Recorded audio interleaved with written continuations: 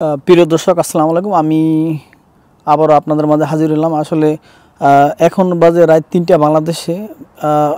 Jamuna television একটি video প্রচার করেছে। আসলে এখানে দেখা যাচ্ছে যে পুরো ঢাকা শহর ইন্ডিয়ার এজেন্টরা ঘেরাও করে ফেলেছে। এখানে দেখা যাচ্ছে যে পুরো ঢাকা শহর সাভার, আশুলিয়া, বাড্ডা, গুলশান, টঙ্গী ও গাজীপুর রেড অ্যালার্ট এবং ওপেন ফায়ারিং সার্ভিস শুরু করেছে। আসলে আপনাদের বলেছিলাম যে বাংলাদেশের প্রাইম মিনিস্টার সাবেক প্রধানমন্ত্রী তিনি ইন্ডিয়ার এবং বিভিন্ন অঙ্গ সংগঠনের সাথে বৈঠক করেছেন।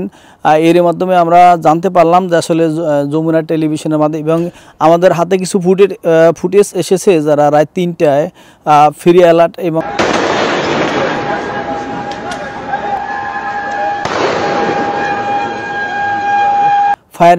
ফায়ারিং শুরু করছে ঢাকা শহরের বিভিন্ন অলিতে গলিতে। আসলে আমাদের কাছে ভিডিও ফুটেজ আছে, তো আমরা আপনাদের এই ভিডিও ফুটেজগুলো দেখাবো। আপনারা শুনতে পাচ্ছেন যে গুলির আওয়াজ, এটা আসলে ঢাকা থেকে পাঠিয়েছে বিভিন্ন স্টুডেন্ট এবং ছাত্ররা। তারা বলছে যে তারা বারান্দায় যেতে পারছে না, এই গুলির শব্দ তারা দেখতে পাচ্ছে যে অনেকগুলা গাড়ি যাচ্ছে আর এরকম ফ্রি ফায়ারিং করছে ঢাকা শহরে বিভিন্ন অলিতে গলিতে, উত্তরা, বাড্ডা থেকে শুরু করে বিভিন্ন জায়গায়। এবং আমরা আরও শুনেছি শুধু ঢাকা শহরেই না, বিভিন্ন জেলায় এরকম হচ্ছে। আসলে এখানে দেখেন যে আর্মির কিছু লোক আছে, তারাও এই কথাগুলো বলছে, শুনুন তাদের। গাড়িতে উঠে গেছে এবং আমরা তখন মুভ করে আসছি এবং এখানে আসার পরে আমাদের পিছনে একটা জিপ আটকায় গেছে।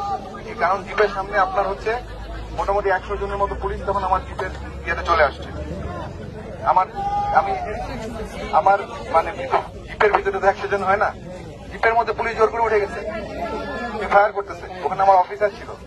এখন সামনে 100 জন পুলিশ, তারা তাদের যে পজিশন রাস্তা ব্লক করে তারা যেভাবে হেঁটে আসে তারা এভাবে ফায়ার করতেছে। মনির হোসেন, লন্ডন, BDTV, যুক্তরাজ্য।